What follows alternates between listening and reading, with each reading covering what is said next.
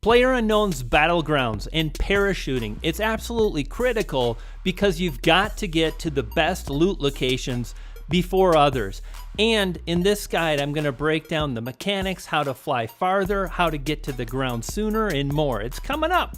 Now in this clip, I didn't do anything at all. It was like I was AFK, the plane kicked me out, and I fell. And notice the mini map on the right, there's absolutely no movement at all. So in this clip, I wanted to test out how far I would be able to travel while skydiving. In other words, when you jump out of the plane, you can either pull the parachute early and glide a far distance, or you can skydive, and that's what I do in this clip. So coming over the military base, right here, I pull the chute.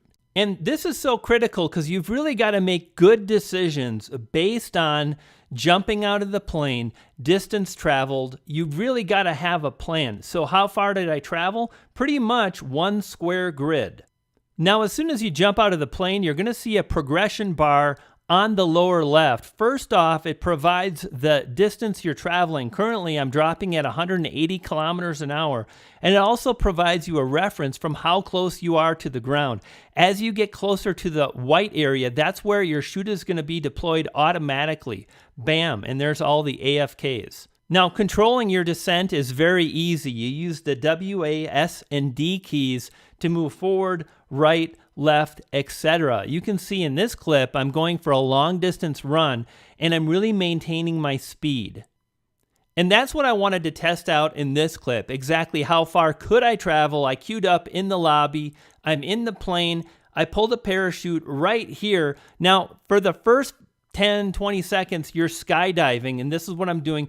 Notice my hands are pulling back. That's because I've got the W key smashed, and I'm pulling the mouse. I'm pushing the mouse up. As soon as I'm able, I deploy my parachute, and the distance travel begins. Here are a few things. I've tested this out numerous times. If you maintain some type of a speed, and pretty much throughout this drop, I'm maintaining a speed of about 18 to 22, 23 kilometers an hour, and holy smokes, from nearly the center of the map all the way over to military base, and that gives you just an indication of how far you can travel. And as you can see, I traveled more than 3 grid blocks. When you use this strategy, coupled with the direction of the plane, where it's heading, and you move in the opposite direction to where most players are going to head, it'll really set you up for some great looting. Now check this clip out. Okay, I'm aiming myself at the horizon, and this is the position you want to take if you want to travel a distance. You want to aim your body at the horizon line. And you can see here, I'm traveling at the 126 kilometers an hour. Now watch what happens next. Notice I begin to aim my body at a downward direction, and my speed increases 180, 190, 200, 213, 20, there we go. 220 kilometers an hour. If you are traveling any faster than 220, you're going to drop a lot further, a lot closer to the ground, which is going to enable you to get on the ground faster. And that's exactly what happens in this particular clip. I come in, I drop, I get straight to the military base, and I'm able to sneak in. I get inside before anyone else, not by much, but every few seconds counts in Player Unknown's Battlegrounds. So I sneak in and I've got the upper hand. I'm there first. I hear a few footsteps. I collect myself. We're both playing third person peekaboo. He comes around the corner and guess what happens? Always wait. Let players come to you. It's so hard. Sometimes I jump and sometimes I win and sometimes I lose. This time, well, let's see what happens. Hey buddy, are you okay? This strategy is so powerful. It begins by paying attention to the flight path.